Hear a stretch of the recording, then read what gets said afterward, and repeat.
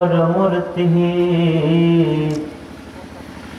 पूजा मूलं गुरोपदम् मन्त्रमूलं गुरोर्वाक्यं मोक्षमूलं गुरुकृपा गुरुर्देवो गुरुर्धर्मो गुरुर्निष्ठा परं तपः गुरुज्ञानात् परं नास्ति तस्मै श्री गुरवे नमः।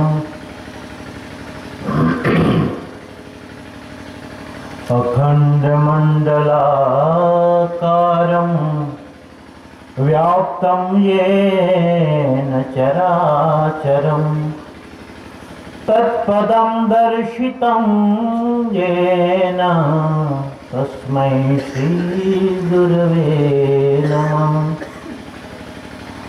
नमः सद्गुरुदेवाय नमो मंगलरूपिणे नमः सत्वस्वरूपाय कबीराय नमो नमः।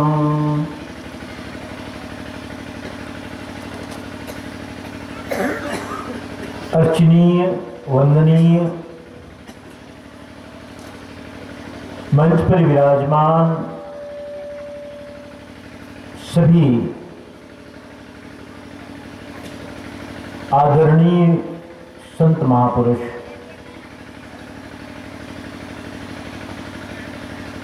और आप सभी सत्संग में पधारे हुए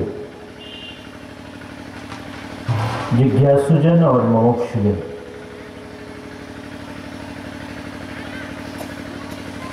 आज परम पावन अवसर है 26 जनवरी का। पूरा राष्ट्र आज गणतंत्र दिवस मना रहा है। आप सभी को गणतंत्र दिवस की बहुत बहुत बधाई हो,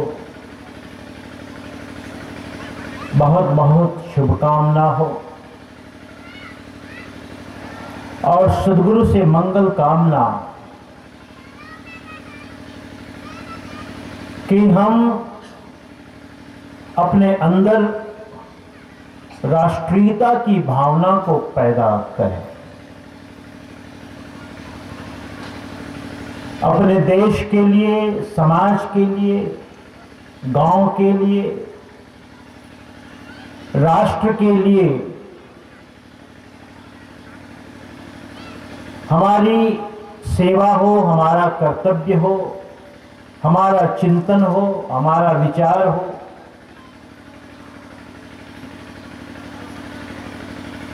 क्योंकि जिस देश में हम रहते हैं, जिस राष्ट्र में रहते हैं, उस राष्ट्र के प्रति हमारा कुछ दायित्व है, उत्तरदायी है। इसलिए आपके अंदर राष्ट्र भक्ति की भावना सद्गुरु जागृत करे, यही हमारी मंगल कामना है आज इस दिन पर।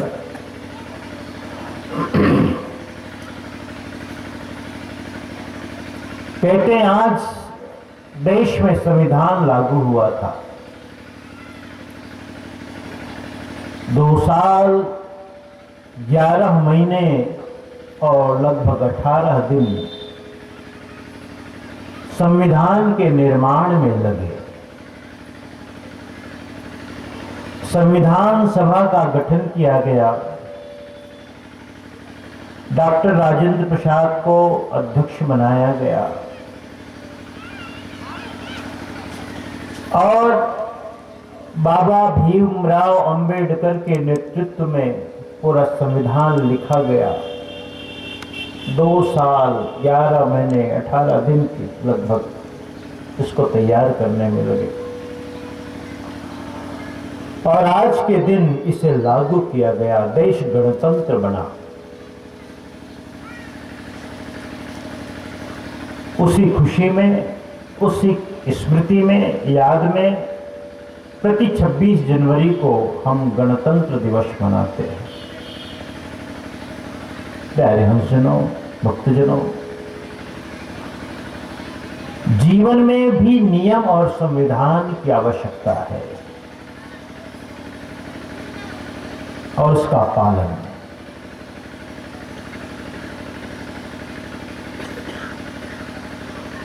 बिना नियम, बिना संविधान और बिना अनुशासन जीवन में कोई छंद पैदा नहीं होता, जीवन में कोई लय पैदा नहीं होती, जीवन में कोई संगीत पैदा नहीं होता। इस पूरे ब्रह्मांड की कल्पना करो और इस पूरे ब्रह्मांड में हमारी एकमात्र पृथ्वी,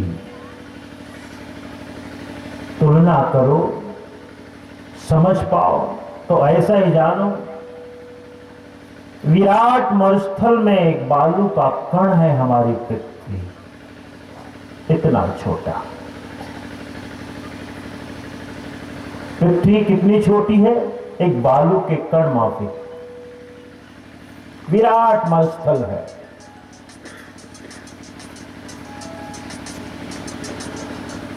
और इस विराट मरुस्थल में एक बालू के कण के समान पृथ्वी, हजारों लाखों नक्षत्र, तारे, ग्रह, उपग्रह आपस में कभी कोई टकराहट नहीं,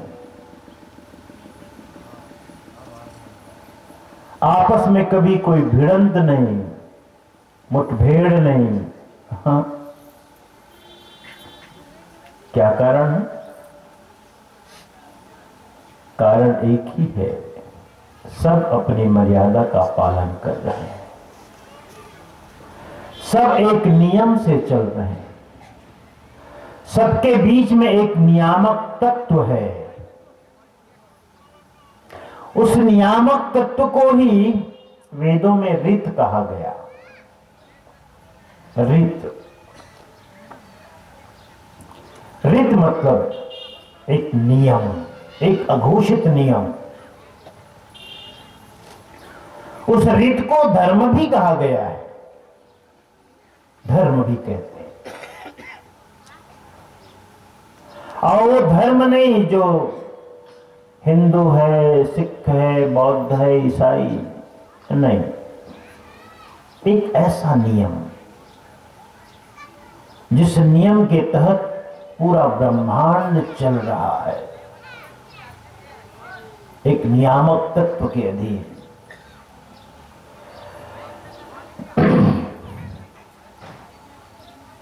पृथ्वी अपनी जगह घूम रही है, सौर परिवार में जितने ग्रह उपग्रह हैं सब अपनी अपनी मर्यादा का पालन कर रहे हैं। सौर परिवार, सूर्य की परिक्रमा करने वाले जितने भी ग्रह उपग्रह हैं सब सौर परिवार के अंतर्गत आते हैं।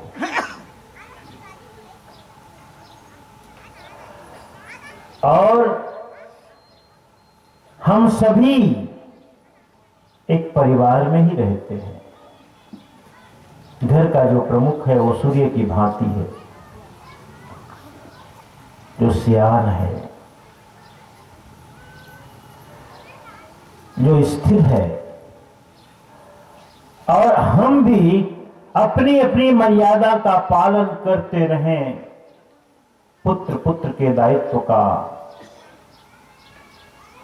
पत्नी पत्नी के दायित्व का, बहू बहू के दायित्व का निर्वहन करते रहें तो घर में शांति बनी रहती है।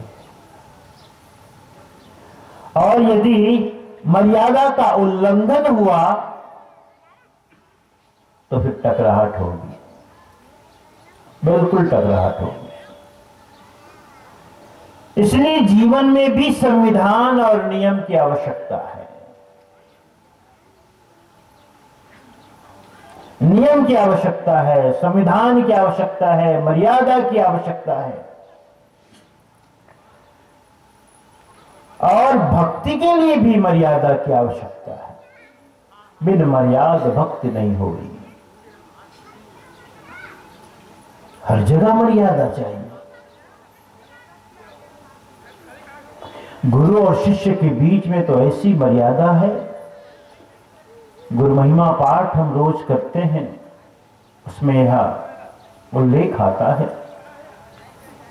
कि शिष्य जब गुरु के पीछे चले तो उसकी छाया में पैर नहीं पड़ना चाहिए। देखो कैसी मर्यादा है। गुरुदेव आगे आगे चलते हैं तो उसकी छाया में पैर न पड़े। गुरु के समक्ष पैर पर ऊपर पैर चढ़ा के न बैठा जाए।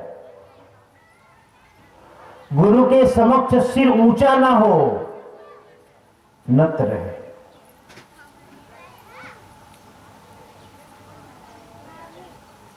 कितनी मर्यादाएं हैं। गुरु और सेवक के बीच में भी मर्यादा है। मर्यादा से हम सब बंधे हुए हैं और उस मर्यादा का पालन आवश्यक है। टकराहट, विवाद, कलह कब होता है? कलह कब होती है, टकराहट कब होती है, विवाद कब होता है? जब हम मर्यादाओं का उल्लंघन करते हैं, अतिक्रमण करते हैं। हर जगह देखो, दो गाड़ियों में टकराहट कब हो जाती है? जब कोई भी एक अपनी मर्यादा का उल्लंघन करे, अतिक्रमण करे। तो पूरा जो विश्व है, ब्रह्मांड है, एक नियम के तहत चल रहा है। उसको ऋत कहा गया। ऋत शब्द आया है ऋतु से। ऋत शब्द से ही ऋतु बना। और ऋतु का मतलब है गर्मी, सर्दी, बरसात, एक वर्तुल। बिल्कुल नियम से। अब थोड़ा सा ऋतुएं बदल रही हैं, पहले बिल्कुल नियम से। इस नक्षत्र में वर्षा होनी है तो होनी है, पानी गिरना है तो गिरना है, गर्मी आनी है तो आनी है। ये भाव। अब सर्दी जा रही है, गर्मी आएगी, गर्मी आने के बाद बारिश, बारिश के बाद फिर सर्दी, सर्दी के बाद फिर गर्मी, गर्मी के बाद फिर बारिश, एक वर्तुल। फिर वहीं आ जाना, एक नियम। सुबह होती है, दोपहर होती है, सांझ होती है, रात होती, फिर सुबह होती है। एक वर्तुल, एक नियम। तो ऋत शब्द से ही ऋतु बना और निर्धारण किया गया, इतना अटल था। अब समय न जाने क्यों इतना बदल रहा है। लोग कहते हैं प्रकृति के साथ छेड़छाड़ करने के कारण है। अब जब बारिश होनी होती तो बारिश नहीं होती, जब बारिश रुक जानी चाहिए तो बारिश होती है। ठंडी को भी देखो, ठंडी कब आती है? जाने के समय ठंडी आती। दिसंबर और जनवरी का महीना ठंड का महीना होता था। अब तो बहुत बार ऐसा होता है पूरा दिसंबर निकल जाता है, सर्दी नहीं पड़ती। ऋतुएं बदल गई हैं पहले से। शायद ग्लोबल वार्मिंग कारण हो, जो भी। लेकिन ऋत शब्द से ही ऋतु बना। ऋत मतलब एक अटल नियम, एक अटल नियम, एक नियम है, एक व्यवस्था है। और उस व्यवस्था के अंतर्गत ये पूरा विश्व चल रहा है। और इसी कारण से भगवान परमात्मा ईश्वर के मानने वाले कहते हैं जब नियम है तो नियंता भी होना चाहिए। नियम है तो नियंता होना चाहिए, इस नियम का पालन कराने वाला। प्यारे हंसजनों, हम अपने जीवन में नियमों को महत्व दें, संयम को, नियम को, नियंत्रण को, संतुलन को, और जो नियम पर चलता है वह सुखी होता है। जो नियम पर चलता है वह व्यक्ति सुखी होता है। संत महापुरुष बराबर उस नियम की ही बात करते हैं। जीवन में नियम को स्थान दो, एक संतुलन बनाओ, सबका होना चाहिए नियम। खान पान का नियम, साहब ने एक बड़ा सुंदर पद कहा है, संतों बंदे कर ले आप निबेरा, आप जियत लखू आप ठोर कर, मुए कहां घर तेरा, यह अवसर नहीं चेतो प्राणी, अंत कोई नहीं तेरा, कहे कबीर सुनो भाई साधो, कठिन काल का घेरा। ए बंदे अपना निवेरा करो, कल्याण करो। प्यारे हंसजनों, मेरा अनुभव कि जो जीवन में हमारा जो दुख है, तकलीफें हैं, परेशानी है, हम ही उसके कारण हैं। हम ही उसके कारण हैं। ये बात और है कि दुख के लिए हम हमेशा दूसरों पर आरोपित करते हैं, आरोप लगाते हैं कि मेरे जीवन में जो दुख है उसका कारण फला है। हम ऐसा आरोप लगाते हैं, बड़ा स्वाभाविक है ये। लेकिन आप चिंतन करें ठंडे मन से, शीतल मन से, कि हमारे जीवन में जो है उसके कारण कौन है।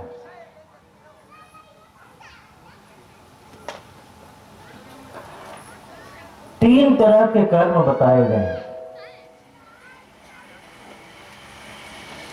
एक होता है क्रियमाण कर्म, दूसरा है संचित कर्म, तीसरा है प्रारब्ध कर्म। क्रियमाण कर्म है हमारा वर्तमान, जो हम कर रहे हैं, ये हमारा क्रियमाण कर्म है, वर्तमान। और संचित वह कर्म है जिन कर्मों का हम भोग नहीं पाते तो इकट्ठा होता है, जमा होता है, बैलेंस्ड है ना, उसको कहें बैलेंस, जमा। ऐसे ही समझो इसे कि किसी को 50,000 की सैलरी मिलती है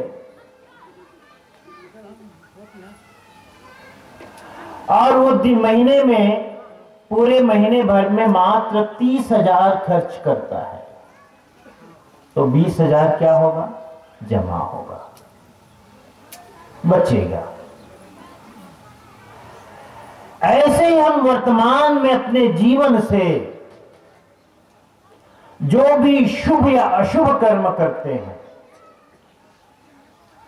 पाप या पुण्य कर्म करते हैं, और पाप और पुण्य का निर्धारण, साहब ने बड़ी सुंदर बात कही, क्या है कि मन से, वचन से, कर्म से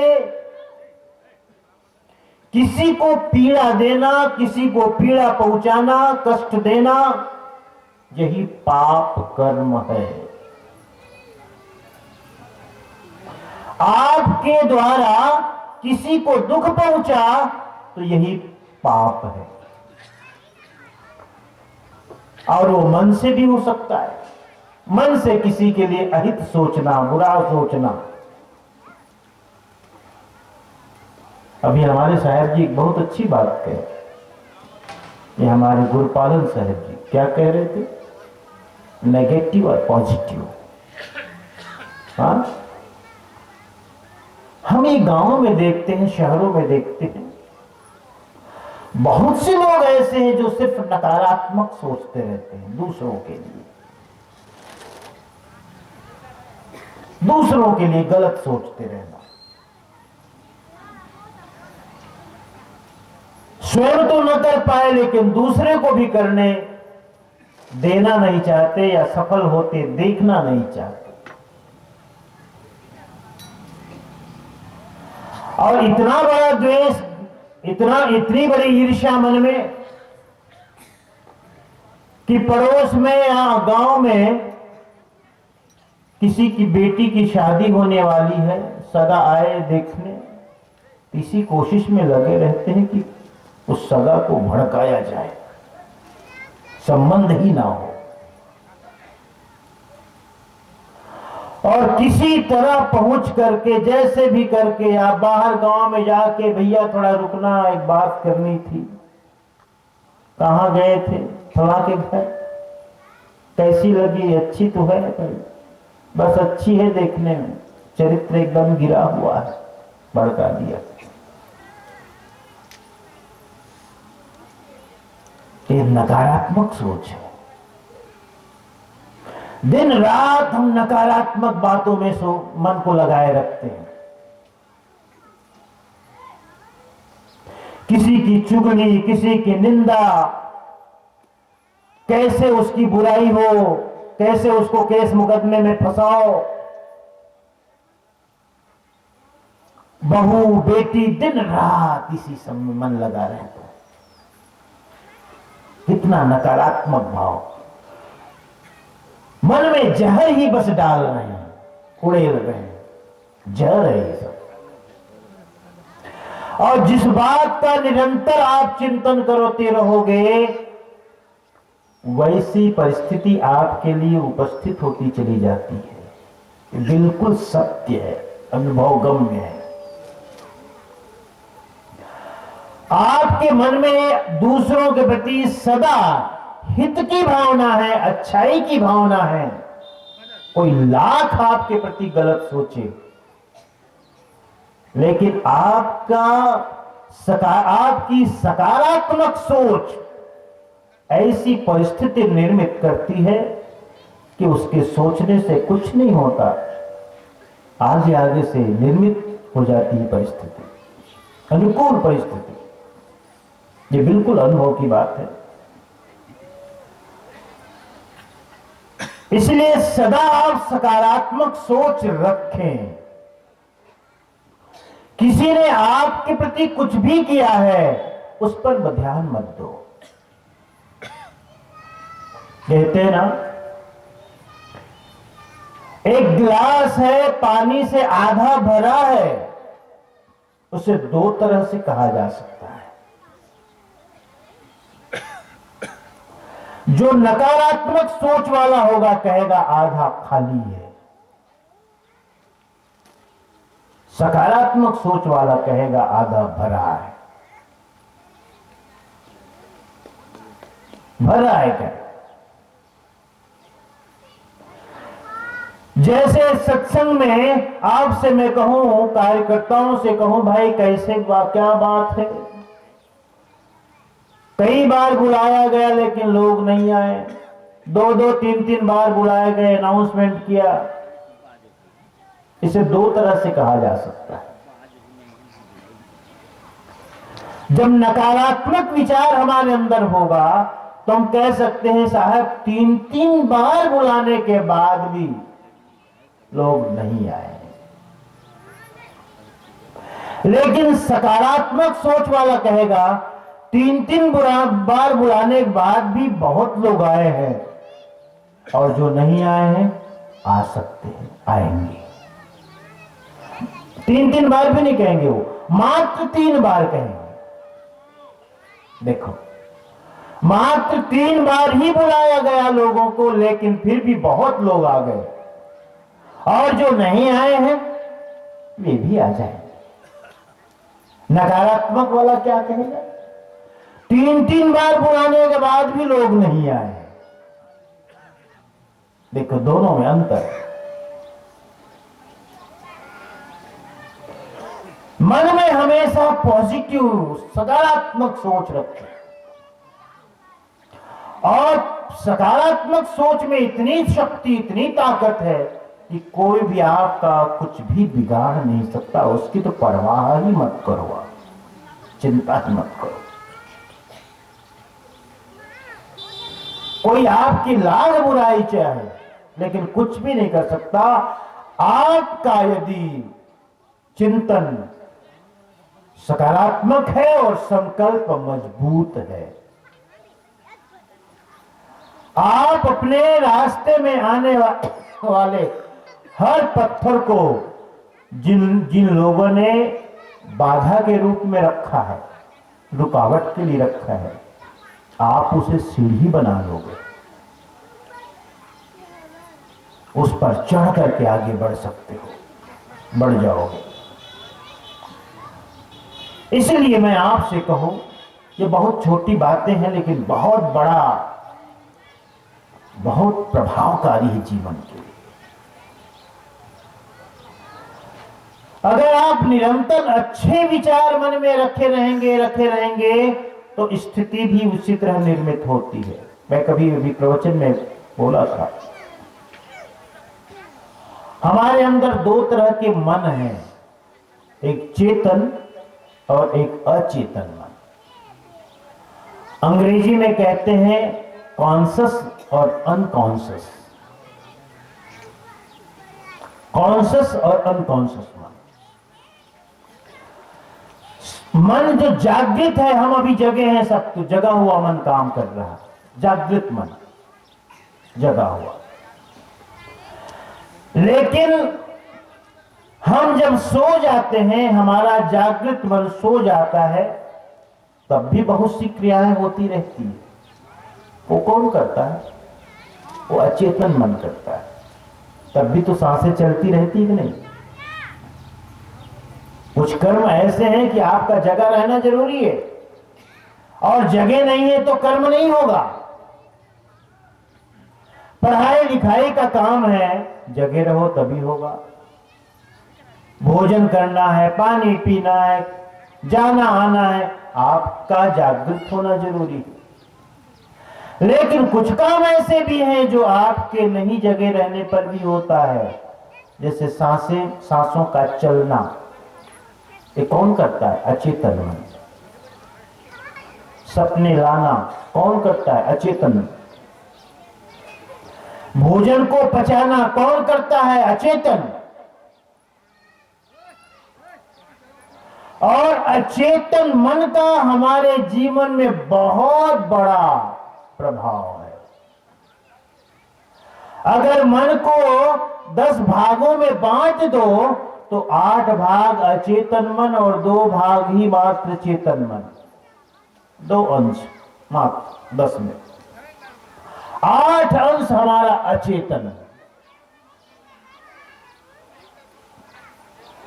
अचेतन मन को बहुत बार कई विचारकों ने कहा वही परमात्मा है, वही ईश्वर है, वही भगवान है, अचेतन मन। क्यों? क्योंकि हमारे संकल्पों को पूरा करने के लिए परिस्थितियां अचेतन मन ही तैयार करता है। अचेतन मन, अचेतन मन। तो जब हम कभी संकल्प लेते हैं और कहते हैं साहब संकल्प टूट जाता है, मैंने आज संकल्प लिया आज के बाद शराब नहीं पीऊंगा, बीड़ी नहीं पीऊंगा, चाय नहीं पीऊंगा, आज से मैं असत्य भाषण नहीं करूंगा, किसी की चुगली निंदा नहीं करूंगा, थोड़ी देर फिर वही करने हम लग जाते हैं। क्यों? क्योंकि जिस मन ने संकल्प किया वो मन कुछ और था, और जिसने नियम को तोड़ा वो मन कुछ और था। लेकिन हां, यदि यह संकल्प अचेतन मन तक पहुंच जाता तो निश्चित है आपका संकल्प पूरा हो सकता था। लेकिन अचेतन मन को इसकी कोई खबर ही नहीं है कि आपने क्या किया। आपने किया, ऐसे ही समझो जैसे घर में एक सियान है और एक उसका बेटा है। तुम घर में गए और बेटे से बात कर लिए, कोई सौदा कर लिए लेन देन का, कोई समझौता कर लिए, लेकिन वह कार्य पूरा ना हो पाया। क्यों? क्योंकि घर के सियान को पता ही नहीं है और निर्णय वही देने वाले,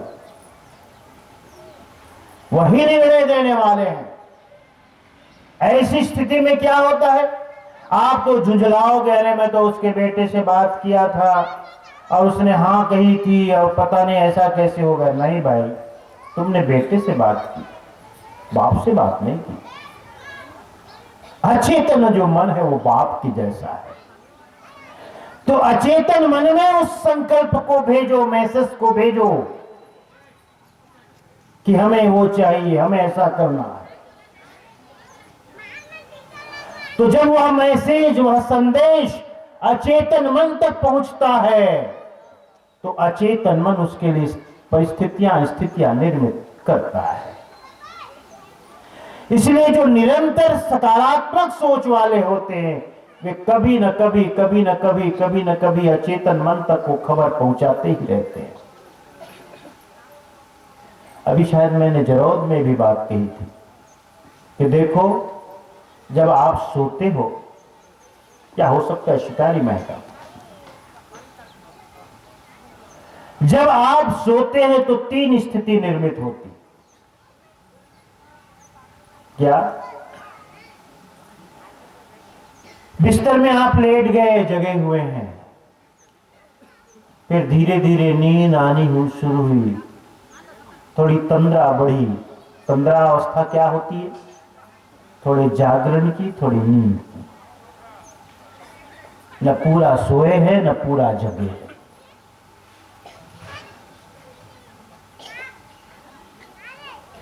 और उसके बाद फिर हम पूरी तरह से सो जाते हैं, मन सो जाता है, चेतन मन।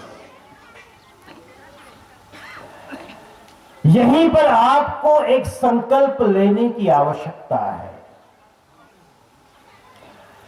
कि अगर आप जिस बात को छोड़ना चाहते हैं, त्यागना चाहते हैं और उस बात की खबर अगर अचेतन तक पहुंचाना है तो सोते समय एक प्रयोग करना। और जब तक अचेतन तक ये खबर नहीं पहुंचेगी आपका कोई भी संकल्प पूरा होने वाला नहीं, टूट जाएगा। उपाय क्या है फिर? सोते समय बस एक बात ख्याल में रखना, ये काम मुझे करना है, इसे मैं त्यागूंगा, मुझे छोड़ना है, मुझसे छूट जाएगा। अच्छा, एक बात और भी कहते, अचेतन मन का यह स्वभाव होता है कि नहीं को जल्दी पकड़ता है, सुनता है। अगर आपने कोई संकल्प लिया और दुविधा में बोले, पता नहीं इसे छोड़ पाऊंगा कि नहीं छोड़ पाऊंगा, जहां आपने नहीं किया तो नहीं को सुनता है, छोड़ पाऊंगा को नहीं सुनता है। यह चेतन मन का स्वभाव है। तो संकल्प क्या हो?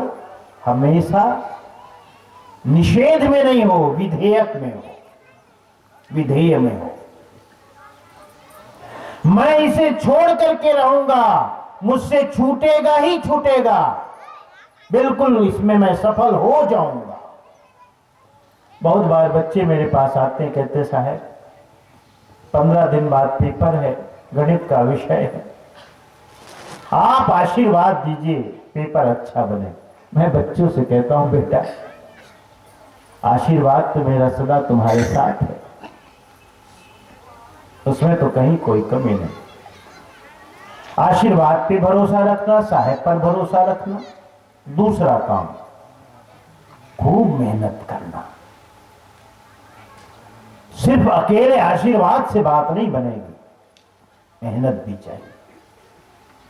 कहते हैं ना कि लक्ष्मी भी वही आती है, उसी का साथ देती है जो पुरुषार्थी है। बैठो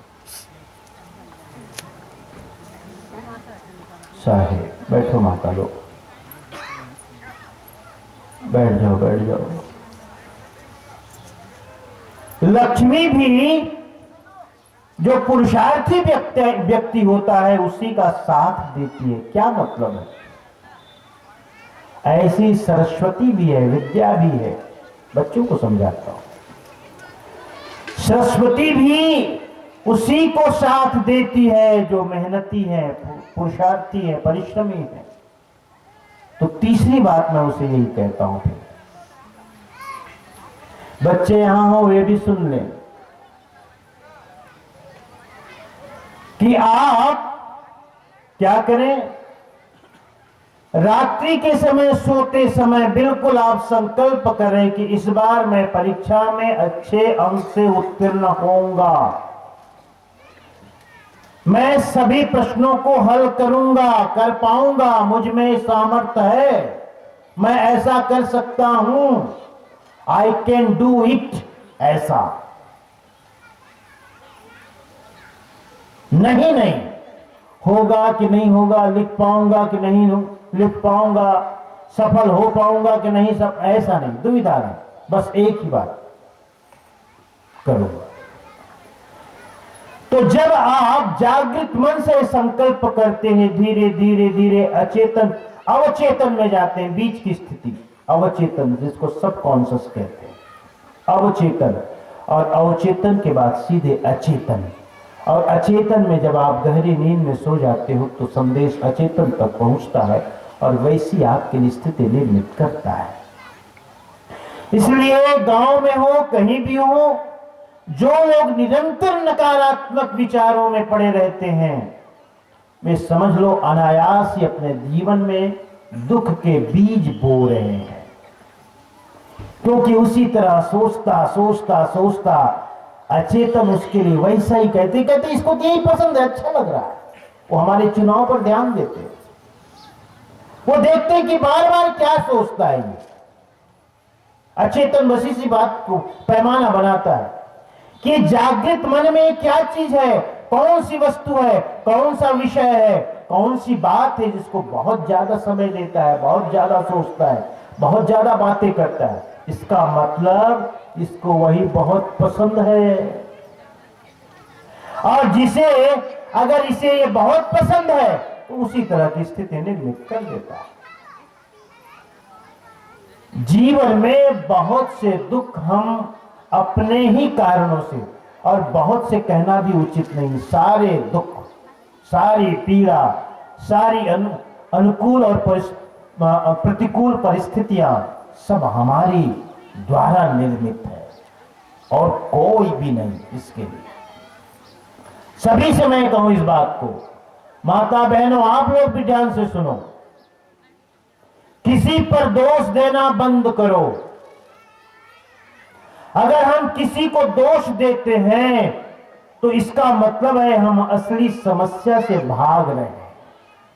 दोष देकर खूंटी में टांग दिए, आरोप का मतलब खूंटी में टांगना, जिम्मेदारी नहीं लेना, खूंटी में टांग दिए, इसके लिए तो आप ही,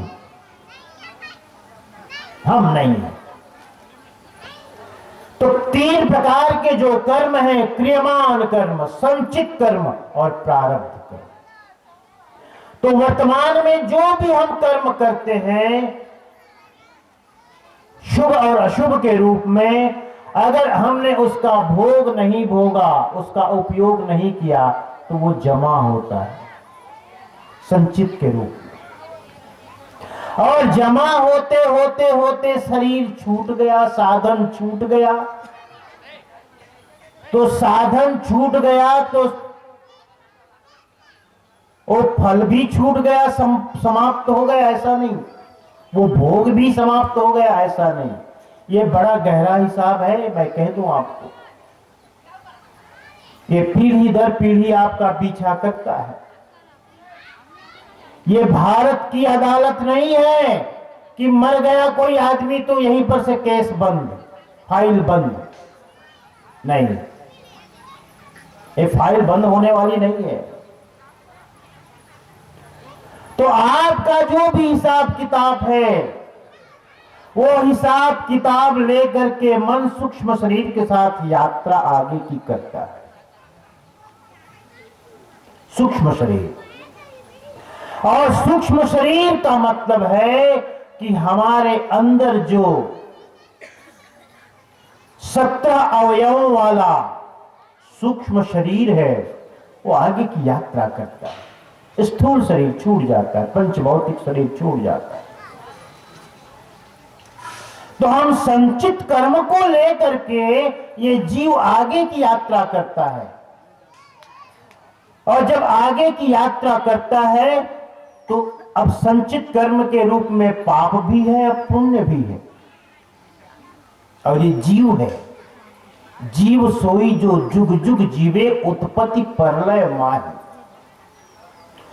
जीव का मतलब है कर्म संस्कारों की परत और संस्कार लेकर के जो निरंतर यात्रा कर रहा है, क्योंकि इस यात्रा का पूर्ण विराम मात्र मुक्ति और मोक्ष है।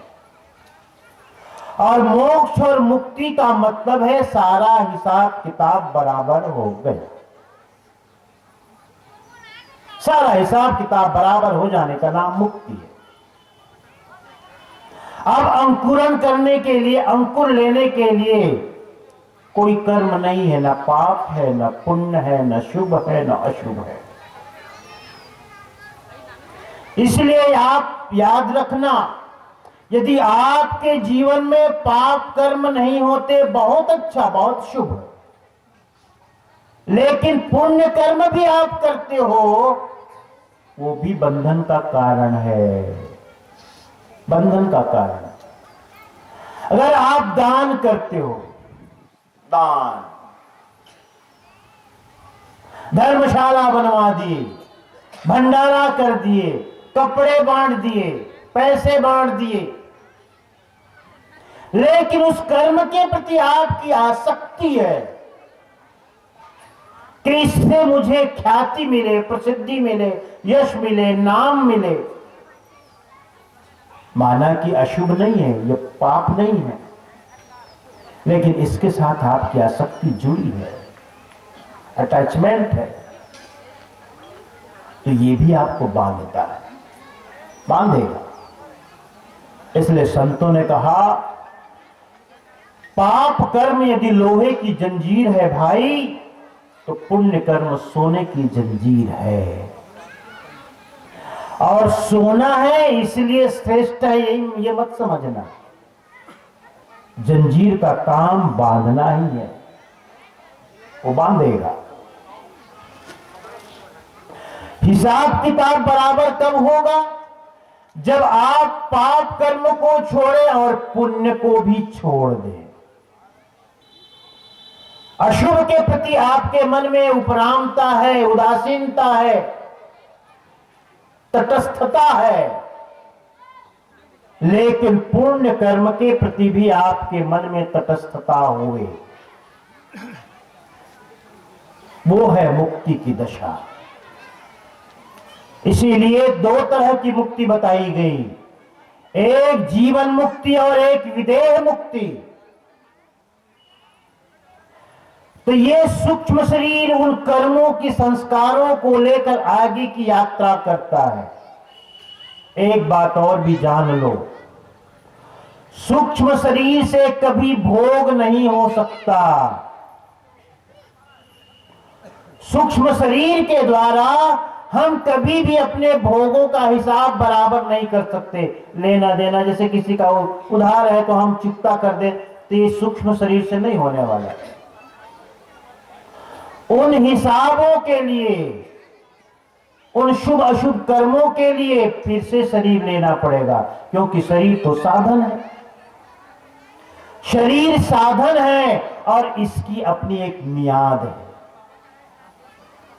बचपन से लेके शैशवावस्था से लेके वृद्धावस्था तक, और शैशवावस्था से वृद्धावस्था तक की यात्रा में यदि आपने हिसाब किताब पूरा नहीं किया तो साधन शरीर तो कहेगा अब तो मैं जवाब दे रहा हूं भाई, अब इस साधन को लेकर आपने यात्रा पूरी नहीं की तो नया आपको साधन पकड़ना पड़ेगा। यहां तक, यहां से काशी आपको जाना है और आपका साधन पुराना सुराना है। 200 किलोमीटर जाते जाते ही पंचर हो गया पहिया, टायर, या पता चला और कोई बड़ी बीमारी आ गई। ड्राइवर ने कह दिया कि आगे नहीं जाया जा सकता इस साधन से क्योंकि ये तो पुराना है, जीर्ण शीर्ण है। क्या करोगे आप? कोई नया साधन लेना पड़ेगा ना।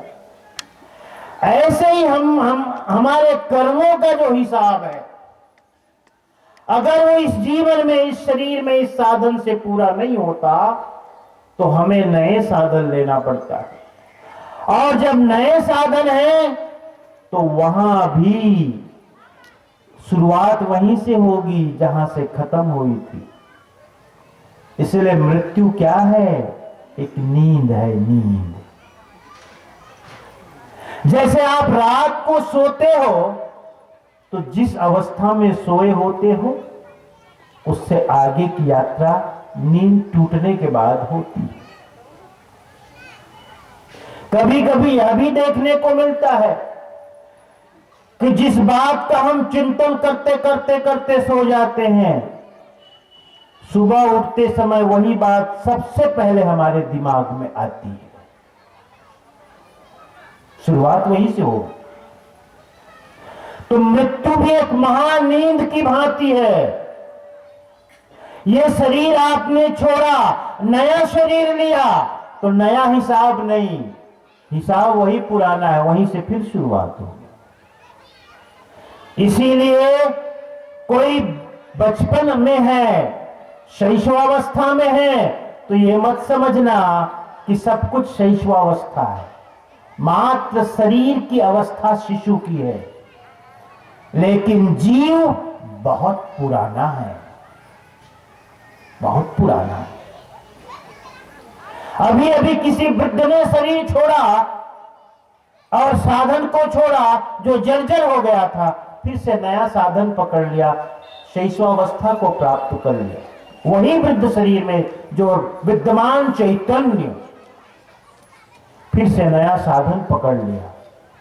साधन नया है लेकिन उसमें रहने वाला चैतन्य पुराना है, बहुत पुराना है। इसलिए जीव के साथ कर्मों का जोड़ एक जन्म का नहीं है, जन्मों जन्मों का है। और जन्मों जन्मों का हिसाब है और इस जन्मों जन्मों के हिसाब को चुकता करने का एकमात्र साधन रूप मनुष्य का जीवन है।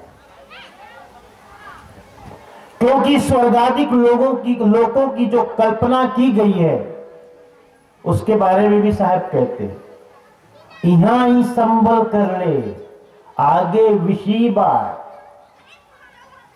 और स्वर्ग विसाहन सब चले जहां बनिया ना हाथ। साहब भी चटी कहते, अरे भैया इसी शरीर के रहते रहते तू साधन कर ले, आगे तो सिर्फ भोग योनि है, भोग। ये जितने भी पशु पक्षी आदि की योनि सब भोग है।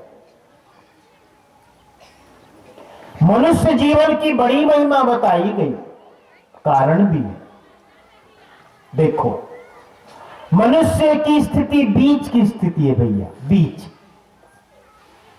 इसके नीचे पशु है, पक्षी है, कृमि कीट है, वृक्षादि है,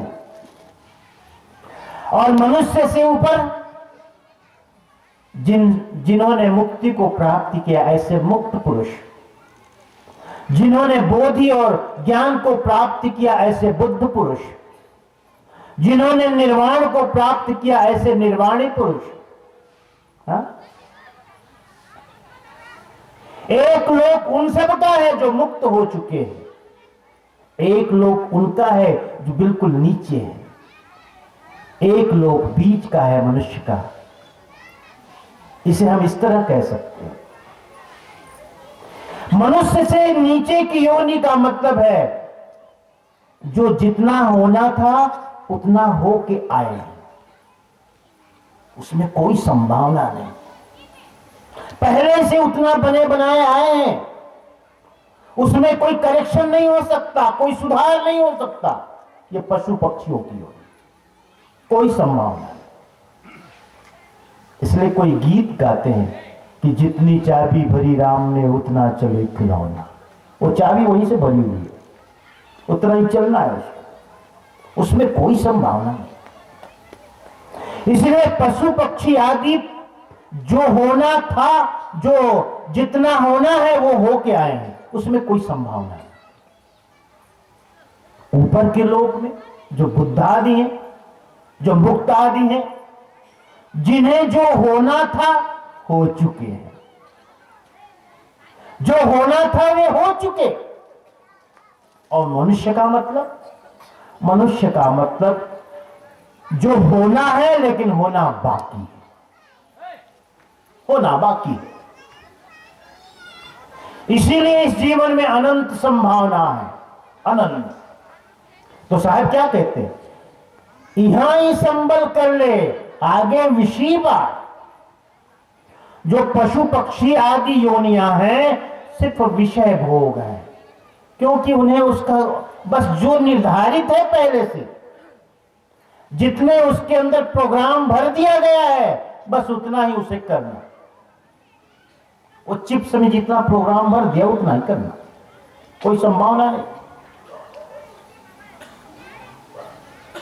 कोई संभावना नहीं। मनुष्य ऐसा है कि अपने कर्म से, कर्म की रेख पर मेघ मारे, चाहे तो अपने कर्म से एक नए जीवन की शुरुआत कर सकता है, तो अत्यंत संभावना है। वो तो विषय बात है, सिर्फ भोग है। स्वर्ग भी भोग ही है। स्वर्ग की आकांक्षा होती है लोगों को कि हम स्वर्ग में जाएं। हमारे कबीरपंथी भी बड़े गर्व से लिखे रहते हैं स्वर्गीय। हाँ, हम लोग चलावा करके उनको सतलोकवासी बनाते हैं और वो अभी भी स्वर्गीय लिखे रहते। पूछते भैया ऐसा क्यों करते हो, तो कहते हैं कि क्या करें साहब, वो फोटो बनाने दिए थे उसी ने लिख दिया स्वर्गीय। हाँ, और एक जगह तो मुझे बड़ी हंसी आई, जो महंत साहब है उसी के नाम के आगे स्वर्गीय लिखा हुआ है।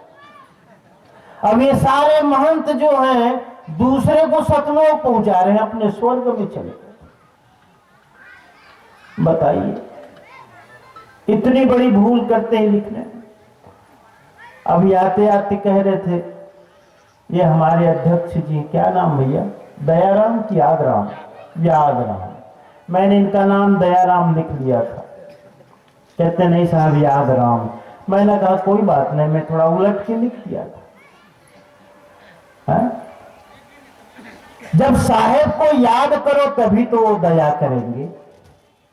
साहेब को याद करो ना तो वो दया करते हैं। तो याद राम जी, पहले तो आप याद करो, फिर साहेब की दया बनेगी। तो याद से दया बन जाना, है ना। अभी कह रहे थे सदगुरुदेव की जय। जयकारा नहीं बुलवा रहा हूं मैं, सुधार करना है मुझे। सदगुरु और देव दोनों का जोड़ नहीं बनता भाई, मैं बता दूं। जो सदगुरु है वो देव नहीं हो सकते और देव सदगुरु नहीं हो सकते। देव का मतलब क्या, एक संस्कृत में दिव धातु है। दिव मने चमकना, उसी से शब्द बनता है दिव्य, चमकदार। और दिव से ही देव बनता है, दिव से ही दिवंगत भी बनता है, दिव से ही दिवम भी बनता है। दिवम मने स्वर्ग। ऐसा कहते हैं जो स्वर्ग में रहने वाले देवता हैं वो बड़े चमकते हैं। उनके शरीर से आभा निकलती है, इसलिए उनको देव कहते हैं। और जो देव हैं, जिस लोक में रहते हैं, उसको दिवम कहते हैं, यानी स्वर्ग। और इसीलिए आप जो है, जो शरीर जिनका नहीं है, जो मर गया है, जिसे हम मर जाना कहते हैं, उसके नाम के आगे या बोलने में आप कहते हो वो तो दिवंगत हो गए साहब। दिवंगत का अर्थ क्या है?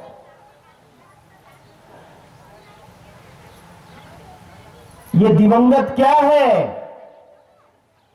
ये दिवंगता इति दिवंगतः, स्वर्ग को गया हुआ दिवंगत। मैं कहता हूं सद्गुरु देवलोक के नहीं है, सद्गुरु देवता नहीं है, सद्गुरु भगवान नहीं है। वो किसी लोक में नहीं रहते, स्वर्ग में नहीं रहते। इसलिए मैं बोलता हूं, आपसे कह रहा हूं कि सद्गुरु और देव का जोड़ बिल्कुल नहीं बनता। यदि वो देव है तो सद्गुरु नहीं हो सकती, और सद्गुरु है तो देव नहीं हो सकते। देव नीचे की कोटि है, नीचे का लोक है देवलोक। और हमारे कबीर पंथ में, विशेषकर धर्मदासी परंपरा में, सतलोक की अवधारणा है। सत्यलोक, सत्यलोक का मतलब लोक नाम स्थिति, सत्य में जिसकी स्थिति बन गई है, जो सत्य में जिसकी प्रतिष्ठा बन गई है, जो निरंतर सत्य में प्रतिष्ठित हो चुका है, स्वयं में प्रतिष्ठित हो चुका है। कल भी मैं इसलिए कह रहा था, सत्संग का मतलब क्या है? स्वयं का साथ, स्वयं का संग, यही सत्संग, सत्य का संग। जो चैतन्य है वो सत्य है, जो अविनाशी है वो त्रिकाला बाधित है। हम अक्सर देखिए, हमें भ्रांति होती है, मैं हूं, ये दो अर्थों में होता है। एक तो चैतन्य का भी बोधक है और एक मन का भी बोधक है। मन का भी बोधक है। तो अक्सर हम मन के साथ ही अपने को जोड़ते हैं। इसीलिए मन का संग हम सदा करते रहते हैं। मन के साथ ही उठना, बैठना, चलना, फिरना, खाना, पीना, सब। लेकिन जिस क्षण हम निर्विचार हो जाते हैं, जिसे ध्यान की अवस्था कहते हैं, जहां हमारा मन नहीं है, जो अमन की दशा है, निर्विचार की दशा है, शून्यावस्था है, वही सत्संग है। क्योंकि उस समय हम स्वयं होते हैं। मन नहीं होता तो हम स्वयं होते हैं। एक क्षण के लिए आप गुरु के पास बैठे हो, कोई विचार नहीं, एकदम शांत, बिल्कुल मौन। कभी कभी घटना घटती है, ऐसा नहीं। आप ये मत समझना कि सदा विचार में बह रहे होते हैं। निर्विचारता की स्थिति भी आपके मन में आती है, ऐसा नहीं है। ध्यान, मेडिटेशन, अमन का मतलब होता है निर्विचार की दशा। साहब ने जो भजन कहा है, संतो सहज समाधि भली है, उस पद में अंतिम पद के रूप में कहें कबीर, यह उन्मनी रहनी। उन्मनी रहनी क्या है? मन का न होना। उन्मने नहीं, कम या नहीं। आप संख्या बोलते हो, 50 के पहले को क्या कहते हो? 49। उन्मने कम, एक कम। उन्मनी का मतलब मन का नहीं होना, कम होना माने नहीं होना। प्यारे हंसनो, तो यह जो सत्संग है वो क्या है? जब हम स्वयं के संग करते हैं, स्वयं के साथ, स्वस्थ का क्या मतलब होता है, स्वाध्याय का क्या मतलब होता है, हमने इसका रूढ़ी अर्थ ही जाना है अभी तक। लेकिन स्वस्थ होना का मतलब बीमारी का ना होना, यही हम जानते हैं। लेकिन स्वस्थ का मतलब स्वयं में स्थित होना, मैं स्वस्थ हो गया। स्वाध्याय का मतलब होता है स्वयं का चिंतन करना, स्वाध्याय, स्वयं के बारे में चिंतन करना, विचार करना। को हम कष्टम कुत आयात कामे जननी को में तात इति परिभाव सर्वमसारम, ये चिंतन करना कि जगत में मेरा आना किस प्रयोजन से हुआ, मैं कौन हूं, हु एम आई, आने का प्रयोजन क्या है, कहां से मैं आया और ये यात्रा क्यों है भला। ये चिंतन करना ही स्वाध्याय है अपने विषय में। सत्संग, प्यारे हंस सुनो, तो साहब ने कहा देखो, अब देखो, मैं बता रहा था सूक्ष्म शरीर के बारे में, तो सूक्ष्म शरीर से यात्रा आगे की होती है, हमेशा भोग होता है स्थूल शरीर से, स्थूल शरीर से, स्थूल शरीर से भोग होता है। यदि आपके जीवन में, पिछले जीवन में जो भी संचित कर्म के रूप में है, वही जब फल उन्मुख होता है नए जीवन में, उसी को हम प्रारब्ध कहते हैं। वही प्रारब्ध है। क्रियमान कर्म से हम कर्म करते करते इकट्ठा करते हैं, जमा करते हैं, शरीर छूट गया, फिर नया शरीर मिला, और नए शरीर मिलने के बाद फिर हिसाब शुरू होता है, शुभ और अशुभ का, पाप और पुण्य का हिसाब शुरू होता है। और जब फिर हिसाब शुरू होता है, और जो कर्म भोग के लिए उन्मुख होता है, उसी को हम प्रारब्ध कहते हैं, किस्मत कहते हैं, भाग्य कहते हैं। ये भाग्य किसी के द्वारा दिया हुआ नहीं है, याद रखना। किन्हीं माता पिता ने, किन्हीं परमात्मा ने, किसी आस पड़ोस ने, ये भाग्य भी हमारा संचित कर्म ही है, हमने उसे इकट्ठा किया, हमने बनाया। अब आप बताइए, अब आप बताइए, हमारे आपके जो जीवन में दुख है, उसके कारण कौन सिद्ध हुए? हमारे कर्म, और कोई नहीं, और कोई नहीं, हमारे अपने ही कर्म है। संतों का उपदेश क्या है? संतों का उपदेश यही है भैया, जो पीछे हो गया ना, उस पर आपका नियंत्रण नहीं है, वश नहीं चल सकता, लेकिन वर्तमान तो तुम्हारे हाथ में है, उसे तो सुधारो तुम, उसे तो ठीक करो।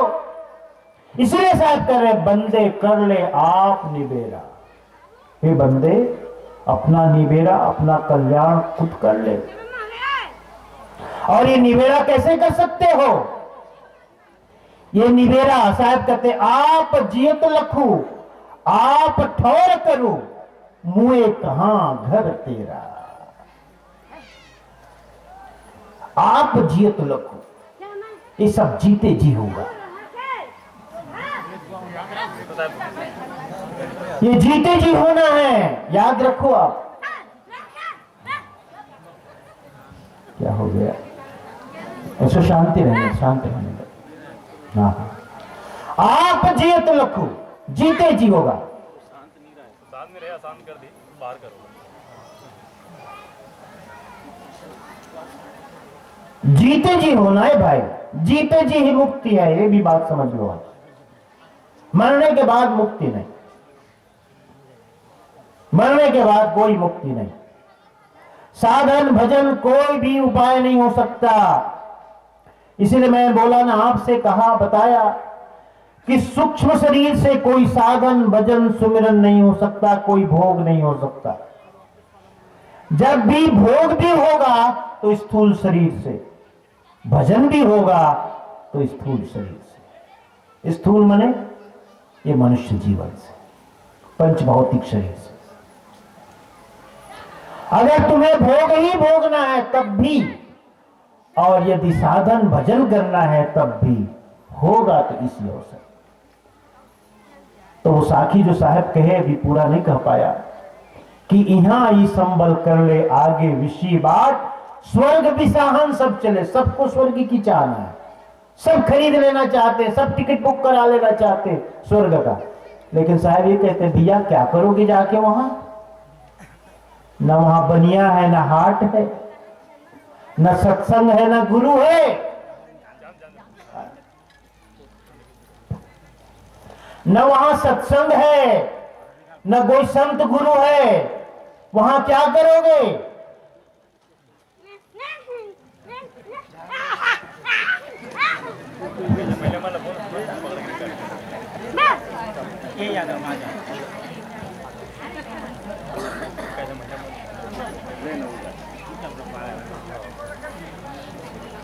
ध्यान दो इधर, कोई बात नहीं। वहां ना बनिया है ना हाट है। बनिया है ना हाट है कहने का मतलब साहब का क्या है? हाट माने सत्संग, बनिया माने गुरु। इसलिए कल मैं कह रहा था, हम 3 दिन के लिए हाट लगाए हुए हैं और खरीदार जिनको खरीदना है तो ज्ञान बुद्धि खरीदने आ जाना। चल सदगुरु के हाट ज्ञान बुद्धि लाई। सदगुरु ने हाट लगाई है, दुकान खोली है, आओ। हम सब की हाट है, सब बेच रहे हैं। मेरी दुकान जरा बड़ी है,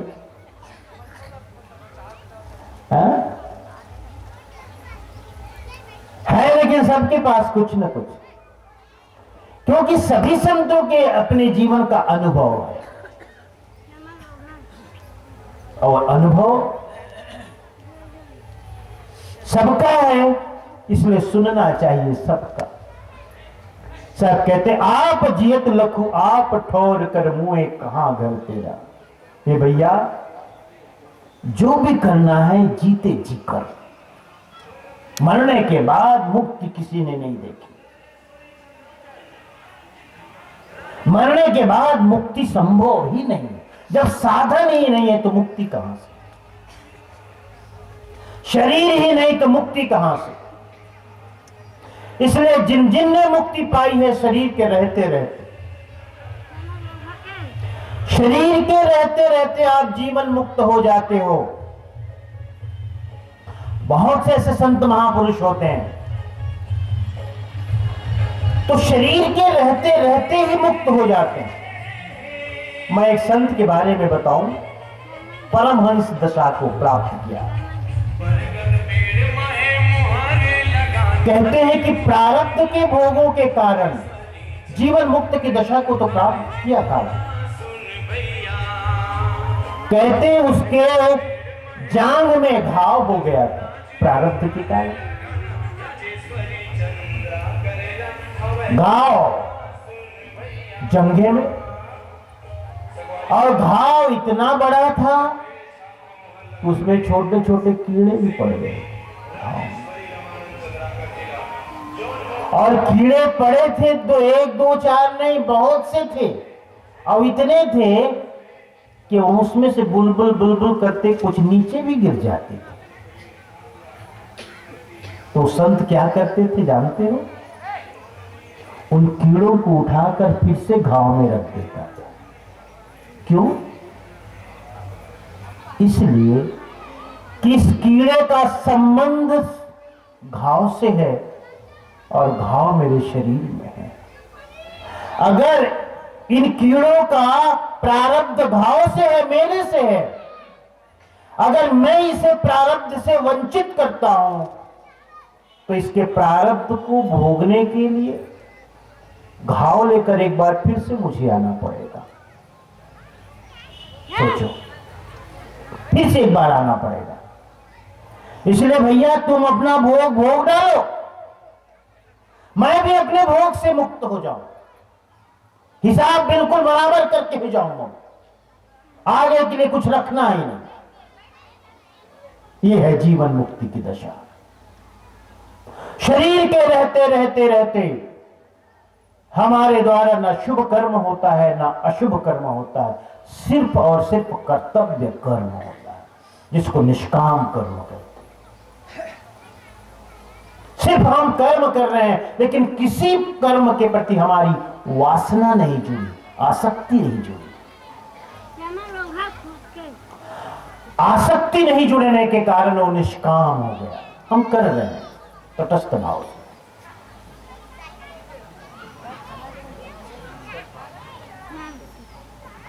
निष्पक्ष भाव से, तटस्थ भाव से, कोई आसक्ति नहीं, कोई चाहना नहीं। साहब कहते आप जियत लखु आप ठोर कर, मुए कहां घर तेरा, यह अवसर नहीं चेतो प्राणी, अंत कोई नहीं तेरा। साहब कहते भैया देखो, ये अवसर है, मनुष्य जीवन एक अवसर है, एक चांस है। बताया ना, ये बीच की स्थिति है। ऊपर का लोक है मुक्त पुरुषों का है, नीचे का लोक है बद्ध जीवों का है। हम एक अवसर लेके आए हैं और इस अवसर को पाकर के चाहे तो और भी नीचे गिर सकते हैं, नीचे से नीचे जा सकते हैं, और इस अवसर को प्राप्त करके चाहे तो ऊपर से ऊपर उठ सकते हैं, बहुत ऊपर। हम इसी अवसर को प्राप्त करके राक्षस भी बन सकते हैं और इसी अवसर को प्राप्त करके हम देवता भी बन सकते हैं, नारायण भी हो सकते हैं। उस परम तत्व अमृत तत्व को भी प्राप्त कर सकते हैं, उस परमात्मा तत्व को भी प्राप्त कर सकते हैं इसी अवसर को पाकर के। लोग शराब पीते हैं, पीछे कारण क्या है जानते? चिंतन करो, शराब के प्रति आकर्षण क्यों है? कल भी मैंने बताया था, आज मैं थोड़ा उससे अलग कह रहा हूं। शराब है, मादक पदार्थ है, नशा है, ये क्या है? इसका मनोविज्ञान क्या है? इसकी साइकोलॉजी क्या है?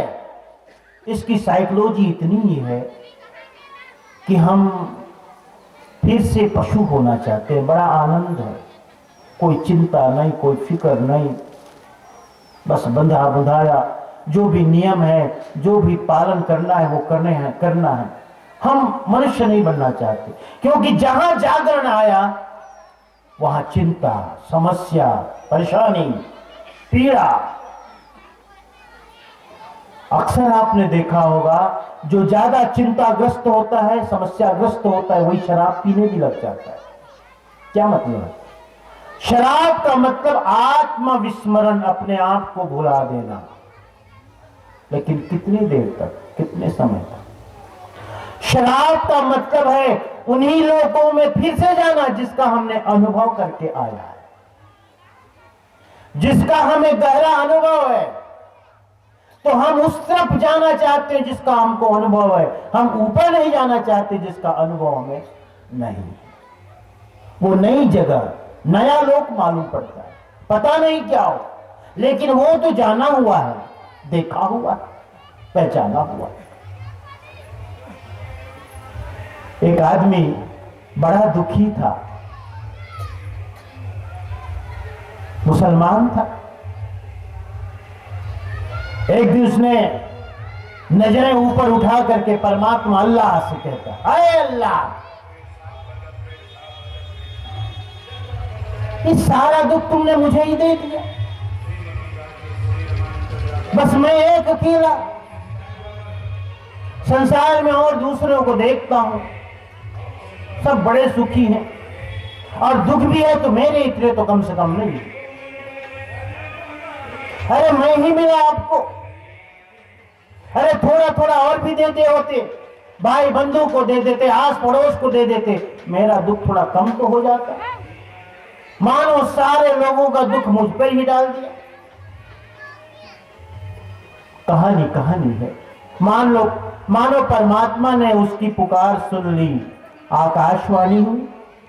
ठीक है, ऐसा करो, फला दिन तुम अपने दुख को बांध कर, जितना तुम्हारे जीवन में दुख है सबको एक गठरी में बांध करके मस्जिद में आना, और वहां खूंटियां बनी हुई, अपनी एक खूंटी में अपने दुख की गठरी लटका देना। वो व्यक्ति अपने सारे दुखों को गठरी बांधा, घर से निकला, पीठ में लादा और मस्जिद में जाकर के, जहां उस अल्लाह ने भविष्यवाणी की थी जिस मस्जिद के लिए, उस मस्जिद में गया और उस खूंटी में टांग दिया। थोड़ी देर बाद क्या देखता है, और भी दूसरे लोग आ रहे हैं अपनी अपनी गठरी लेकर के, अपनी अपनी गठरी। बीच में मत ला भेजो ना, बैठे रहने दो उनको, या तो कुर्सी में बैठा हो। कुछ कुर्सियों का भी इंतजाम होना चाहिए, जो असक्त है ना, जो बैठ नहीं सकते, उनके लिए उधर 2-4 कुर्सियां रखी है, ऐसे एक आध कुर्सियां लाओ, क्योंकि आजकल एक घुटने की समस्या बहुत बढ़ गई है, बहुत। अब तो लोग कहते साहब हम झुक नहीं सकते, बैठ नहीं सकते। मैं कहता हूं जैसा बनता है वैसे बैठो। कभी कभी तो ये भी होता है, मैं नीचे बैठा होता हूँ, सामने कुर्सी में बैठते हैं, बड़ा संकोच करते रहते हैं, साहब आप नीचे हैं और हम अच्छा नहीं लग रहा। अरे नहीं, बैठने से थोड़े कोई ऐसा होता है कि तू अमर्यादा कर रहा है, अंदर से तो झुका हुआ है, तो उतना है, अंदर से तो जमीन में ही बैठा हुआ है ना। इसलिए कोई बात नहीं। वो आदमी जो था अपनी गठरी, दुख की गठरी बांध करके गया और मस्जिद की खूंटी में टांग दिया। थोड़ी देर बाद क्या देखता है, उसका पड़ोस वाला भी आया, अरे ये भी आ गया, मोहल्ले वाले भी कई आ गए, और सबने अपनी खूंटियों में अपने अपने दुख की गठरी टांगी। तो किसी की इतनी बड़ी, किसी की इतनी बड़ी, किसी की इतनी बड़ी, किसी की थोड़ी छोटी भी, और सबने खूंटियों में लटका दिया अपना अपना दुख। परमात्मा ने, अल्लाह ने फिर आकाशवाणी की, भाई देखो ऐसा है, सबने अपने अपने दुख की गठरी बांध खूंटी में टांग दी है, अब जिसको जो बदलना है बदल डालो एक दूसरे का। अब बदलने की बात आई तो कोई भी दूसरे की गठरी लेना ही नहीं चाहा, सब दौड़े और बस अपनी ही गठरी उठा के लाए। क्यों? क्योंकि कम से कम अपना दुख तो जाना पहचाना है भैया, पता नहीं दूसरे वाले में क्या निकले, क्या हो दूसरे का। लेकिन हमें ऐसा लगता है कि मेरा दुख सबसे बड़ा है, लेकिन नहीं, सबके जीवन में दुख है, सबके जीवन में सुख है। साहब कहते हैं आप जियत लखु आप ठौर कर मुँह कहां घर तेरा, यह अवसर नहीं चेतो प्राणी अंत कोई नहीं तेरा। यह अवसर है, एक मौका है सुधरने का, चेतने का। मैं युवा बच्चों से कहता हूं अक्सर, बेटा देखो जीवन की शुरुआत, जीवन की शुरुआत अच्छी करो, अंत अच्छा होगा। अक्सर एक बात आप सुनते होंगे, आज बोहनी बहुत अच्छी हुई। क्या मतलब है बोहनी का? मतलब आज बोहनी अच्छी हुई है, इसका मतलब दिन भर धंधा अच्छा चलेगा। मैं युवाओं से कहता हूं बेटा देखो ये जीवन की शुरुआत है, समझो इसे। जिन शौक के लिए, जिन सुखों के लिए तुम अभी से पीछे पड़ जाते हो, थोड़ा कष्ट सहन नहीं कर सकते, थोड़ा तप नहीं कर सकते, ये जो 4-5 साल जीवन के हैं बड़े मूल्यवान हैं युवाओं के लिए। 9वीं क्लास से लेकर 12वीं क्लास और थोड़ा ज्यादा कहो तो ग्रेजुएशन, इन 5-7 सालों की तुमने कुर्बानी दे दी, अच्छे मार्ग को चुन लिया, तो पूरा जीवन तुम्हारा सुधरा हुआ रहेगा। 10वीं से लेकर ग्रेजुएशन 5 साल, जब हम युवावस्था में पदार्पण करते हैं और इन्हीं 5 सालों में तमाम आकर्षण हमारे जीवन में आते हैं। तमाम कपड़े पहनना अच्छा लगता है, घूमना फिरना अच्छा लगता है, हाँ? देखना सुनना अच्छा लगता है। इसी अवस्था में, इसी समय में हम व्यसनों में पड़ते हैं, बुराइयों में पड़ते हैं। इस अवस्था में बच्चों को बहुत संभल कर चलने की जरूरत है और इस अवस्था में माता पिता की निगरानी भी बहुत जरूरी है। माता पिता इस उम्र में निगरानी रखे बच्चों पर कि लड़का जाता कहां है, आता कहां है, खाता क्या है, कौन सी संगति है, किन लड़कों के साथ उठता बैठता है, कॉलेज जाता है तो कॉलेज जाता भी है कि कहीं और भी जाता है। इतना भी भरोसा मत करो, इस उम्र में बहुत भरोसा मत करो अपने बच्चों पर। भरोसा करते हुए भी सावधानी रखो, क्योंकि पूरा जीवन खराब हो जाता है। सब माता पिता आते हैं मेरे पास कहने के लिए, साहेब बच्चे को समझा दो। आते हैं, मैं जहां जाता हूं वहां आते हैं, उनको बताओ साहेब, सुधारो साहेब।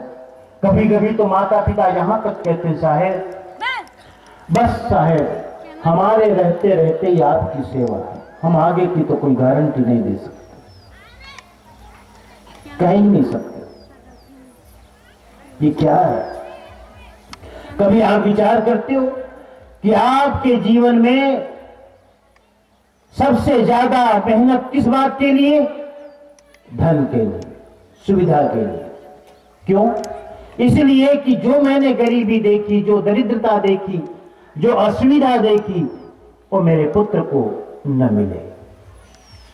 दिन रात श्रम करते हो, मेहनत करते हो, संतान पर, बेटा पर, बेटी पर समय नहीं देते, नजर नहीं रखते, सावधानी नहीं रखते, और जब सब धन तो इकट्ठा कर लेते हो, मकान बड़े बना लेते हो, दुकान बड़ी बना लेते हो, सब हो जाता है, लेकिन सबको संभालने वाला जो वारिस है वही बिगड़ गया। सबसे बड़ी निराशा आपको होती है तो इसी बात की। सब ठीक है साहब, मैं पूछता हूं कैसे हो? कहते सब ठीक है साहब, लेकिन बस एक ही बात का दुख है, संतान आज्ञाकारी नहीं है।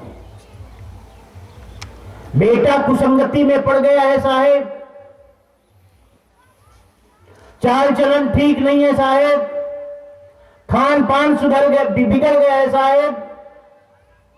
आपको सबसे ज्यादा पीड़ा होती है किसी बात की कि सब हुआ ऐसा है, सब है, आज कोई कमी नहीं, सदगुरु की दया से, आपकी दया से। मकान है, दुकान है, साधन है, गाड़ी है, पैसा है, सब है, लेकिन बेटा ही ठीक नहीं। इसलिए संतान पर भी नजर रखो, उसे समझाओ, अच्छे बुरे की पहचान कराओ। बेटा जान करके डांट भी देते हो तो मित्र जानकर उसे समझाओ भी, मित्र की भांति, क्योंकि यह अवसर नहीं चेतो प्राणी, अंत कोई नहीं तेरा, कहे कबीर सुनो भाई साधो, कठिन काल का घेरा। फिर एक समय ऐसा आता है हमारे जीवन में, कठिन काल का घेरा, मृत्यु आती है, दस्तक देती है,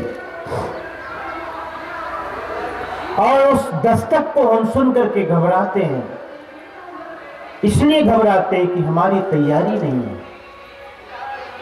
हमारी कोई तैयारी नहीं। जिस कारण से मनुष्य का जीवन मिला उसके लिए हमने कुछ किया ही नहीं। व्यर्थ में समय को बर्बाद कर दिया, यहां वहां करके। कभी इस बात का भी चिंतन करते हो कि परमात्मा बार बार क्यों फेल कर देता है? बार बार क्यों हमें मनुष्य जीवन में भेजते रहता है? जबकि सभी संत महापुरुष इस बात को कहते हैं, ये एक जीवन नहीं है, ये जन्मों की कहानी है। एक जन्म की कहानी थोड़ी है, ये जन्मों की कहानी। शुद्धोधन, भगवान बुद्ध का पिता राजा शुद्धोधन, जब उसे पता चला कि सिद्धार्थ 6 साल बाद आया है, ज्ञान प्राप्ति के बाद, गेरुआ वस्त्र धारण करके हाथ में भिक्षा पात्र लेकर आया था। सोचा भिक्षाटन की शुरुआत महल से ही करूं। जब द्वारपालों ने जाकर के राजा शुद्धोधन को बताया तो बड़ी खुशी हुई, लेकिन कहता है चल कोई बात नहीं, सुबह का भूला शाम को आ गया, कोई बात नहीं, आजा आजा। तूने बड़े दुख दिए अपने पिता को, तुमने कितना कष्ट दिया, कितनी पीड़ा दी, मैं जानता हूं, फिर भी पिता का हृदय रखता हूं, माफ कर दूंगा मैं। वो कह रहा है, सोच रहा है। द्वारपालों से कहता है सम्मान के साथ उसे लाओ, जल्दी लाओ, उसे गले लगना चाहता हूं। वर्षों हो गए, कभी गले नहीं लगा। आज उस वात्सल्य का अनुभव करना चाहता हूं, मेरे जो मैं अपने पुत्र को दिया करता था। वर्षों हो गए। द्वारपालों ने आकर के फिर से बताया, वो आना नहीं चाहते। स्वयं गए राजा शुद्धोधन, कहा ये क्या कर रखे हो तुम? अरे हमारी भी कोई इज्जत है, मान है, सम्मान है। ये गेरुआ वस्त्र धारण करके और उसके ऊपर हाथ में भिक्षा पात्र लेकर, ये भिक्षा पात्र तुम्हें शोभा देता है? सिद्धार्थ बताओ भला, तुम्हें जरा भी हमारी मान मर्यादा का ख्याल नहीं। तुम राजकुमार हो, राजा के बेटे हो, तुम्हारे हाथों में भिक्षा पात्र शोभा नहीं देता। चलो बेटा, घर चलो, भीतर चलो, महल में चलो, तुम्हारा महल तैयार है, इंतजार कर रहा है, चलो। अब रहा नहीं गया भगवान बुद्ध से। उसने कहा क्या बार बार बेटा बेटा बेटा बेटा कहते जा रहे हो? कौन किसका बेटा है? तुम्हें तो बस इस जन्म की कहानी यह पता है, मुझे तो जन्मों जन्मों की कहानी पता चल गया, याद हो गया। तुम्हें बताऊं, इस जन्म में मैं तुम्हारा बेटा बना, लेकिन कई जन्म ऐसे भी आए जब मैं तुम्हारा बेटा पिता बना था, तुम मेरे बेटे हुए। ये एक जन्म की कहानी है। कई ऐसे भी जन्म हुए जब तुम मेरे बेटे थे, मैं तुम्हारा पिता था। कई ऐसे जन्म भी आए जब हम अलग अलग थे। कई ऐसे जन्म भी आए जब हम गरीब भी थे, रंग भी थे, राजा भी थे। एक जन्म की बात है। तो हम जन्मों से यात्रा कर रहे हैं, और इस यात्रा में कभी हम गरीब होते, कभी अमीर, कभी सेठ, कभी और कुछ, कभी राजा, कभी रंग, कभी स्त्री, कभी पुरुष। एक जन्म की कहानी है। तो ये चिंतन आप करो कि बार बार परमात्मा यदि हमें असफल करके मनुष्य जीवन में भेजते हैं तो कोई ना कोई उसका कारण है। कहीं ना कहीं हमसे भूल हो रही है, गलती हो रही है, उसका निदान करना होगा, उसका उपाय करना होगा, समझना होगा, अपने आप को जानना होगा कि कौन सा मार्ग है, कहां भूल हो रही है, कहां गलती हो रही है, और उस गलती को सुधार करने की जरूरत है। प्यारे हंसों, सुधार करना पड़ेगा, उसमें सुधार की जरूरत है। गलती को सुधारना है, और ये सत्संग उसी गलती सुधार का एक उपाय है, एक उपाय। स्वयं को अच्छा बनाओ, निर्मल बनाओ, निर्दोष बनाओ, निर्वासनिक बनाओ, निरासक्त बनो। आज यदि आपका वर्तमान ठीक है तो भविष्य अच्छा रहेगा। आज आपका ठीक है तो कल जो बीत जाएगा, ये आज जो बीतने वाला है, ये भी ठीक रहेगा। देखो आज को सुधारने से कितना फायदा। जिसका आज ठीक है वो आज जब कल बनता है, अतीत बनता है, वो भी ठीक रहेगा, और आने वाला कल जो बनेगा वो भी ठीक रहेगा। इसी में तुम्हारा नियंत्रण है, इसी में तुम्हारा वश है। इसके लिए ही तुम कुछ कर सकते हो। वर्तमान को सुधारो, और यही वर्तमान ही संचित कर्म के रूप में और बाद में प्रारब्ध कर्म के रूप में देखने को मिलता है। तो जिसने वर्तमान को सुधारा, उसका संचित भी सुधर गया, उसका प्रारब्ध भी सुधर गया। और जब जिसका प्रारब्ध सुधर जाएगा तो उसे हाय हाय करने की जरूरत नहीं पड़ेगी। हाय मेरी किस्मत, हाय मेरा भाग्य, हाय मेरा दुर्भाग्य। ये किसका है भैया? किसी ने दिया है क्या? किसी ने लाद दिया क्या आप पर? अपना लाद दिया क्या? ये रख ले कि जबरदस्ती दे दिया? नहीं, सब हमारा है, हमारा सिर्फ। इस सच्चाई को जो स्वीकार करता है प्यारे हरिजनों, उसके जीवन में एक क्रांति घटित होती है, एक रूपांतरण। बहुत से ऐसे लोग हैं जिनके जीवन में अहंकार इतना बड़ा है कि अपनी गलती, अपनी भूल दिखाई ही नहीं पड़ती। उस अहम और अहंकार के कारण व्यक्ति अपनी भूल को जान ही नहीं पाता, खुद कभी स्वीकार नहीं कर पाता कि मुझसे भी भूल होती है, गलती होती है। इसलिए अध्यात्म का जो मार्ग है, धर्म का मार्ग है, उसमें पहली शर्त यही है, अपने अहंकार को मिटाओ। मैं अक्सर कहता हूं, यहां जितने बैठे हो वहां जूते निकाल के आए होंगे, सही है? चप्पलें निकाल के आए होंगे, आप जूते निकाल के आए होंगे, लेकिन याद रखो सिर्फ जूते ही मत रखो, वहां सिर भी रख करके आओ। यहां सिर्फ जूते ही वहां मत रखो, उतारो, सिर भी उतार करके आओ, तभी सुन पाओगे और तभी समझ पाओगे। जूते से ज्यादा जरूरी सिर को रखना है, और जो सिर को रख करके उतार करके आता है वही श्रोता है, वही श्रोता। और जो श्रोता है उसकी भी व्यवस्था सदगुरु ने बताया, श्रोता वक्ता की अधिक महिमा, विचार कुंड नहाइए। ये विचार का कुंड है जहां आप नहा रहे, स्नान कर रहे। सार शब्द निबेर लीजिए। जो निर्णय की बात है, जो सार शब्द है, जो उचित है, जो सत्य है, उसको अपने जीवन में स्वीकार करो और चलो।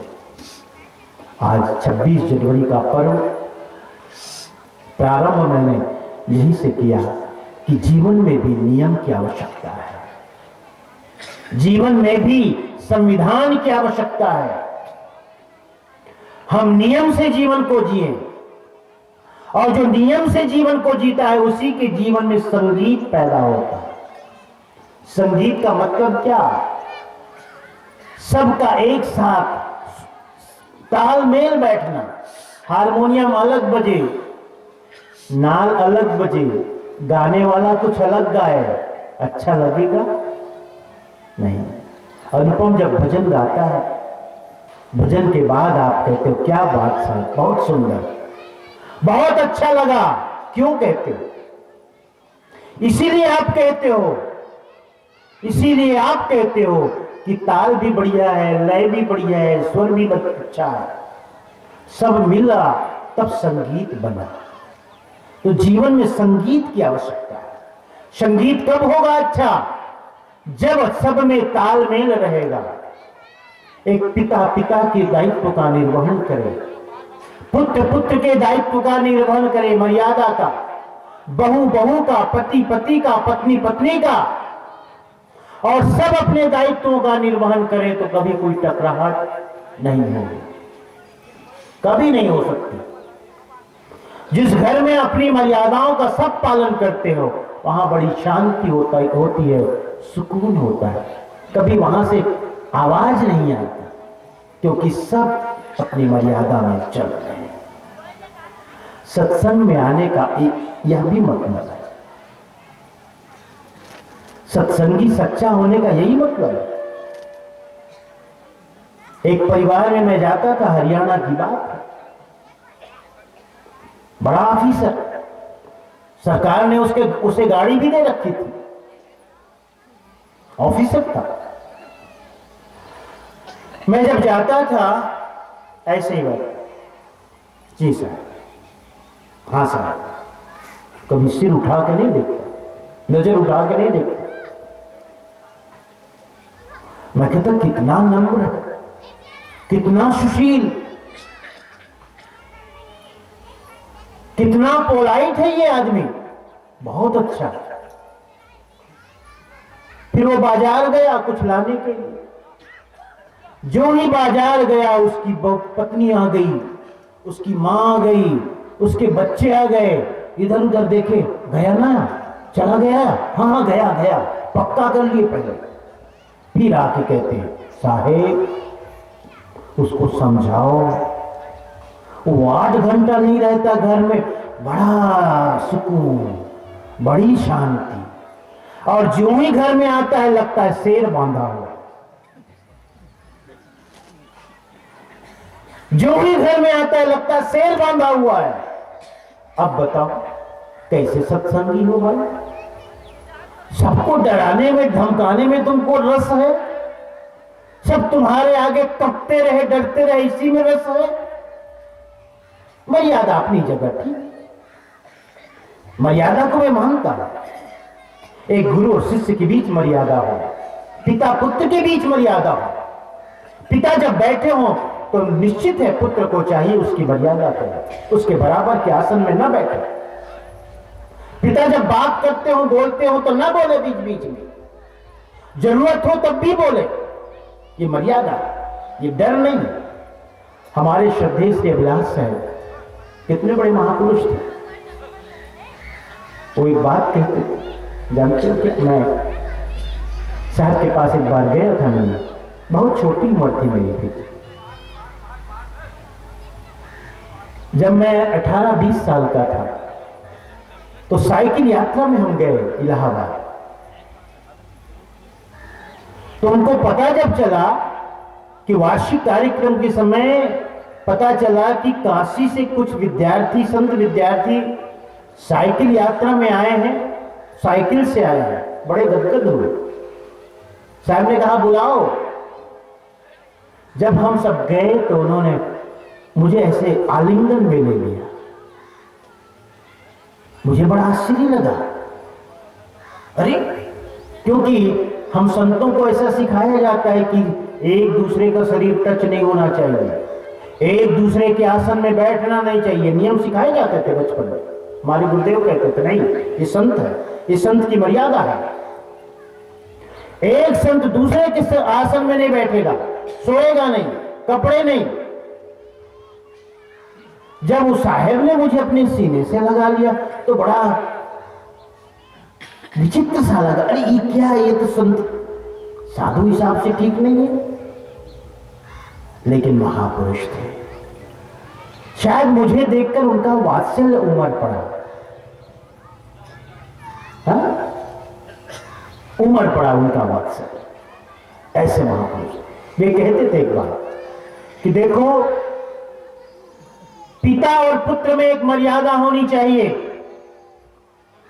लेकिन पिता पुत्र को इतना न डराए, इतना न डराए कि पुत्र अपनी बात पिता के समक्ष कह न सके। ये नहीं होना चाहिए। पुत्र अपनी बात पिता के समक्ष खुल करके बोल सके, ये मर्यादा का है। इतना न डराओ कि अपनी बात ही ना कह सके, बोल न सके। और ऐसा होता है कई जगह, वो अपनी बात कहने के लिए चाचा को कि मां को किसी न किसी को माध्यम बनाते हैं। इतना भय भी ठीक नहीं, और इतनी उच्छृंखलता भी ठीक नहीं कि पिता के समक्ष तुम कुछ भी बोले चले जाओ। एक संतुलन है। तो जीवन में संतुलन की आवश्यकता है, मर्यादा की आवश्यकता है, नियम की आवश्यकता है।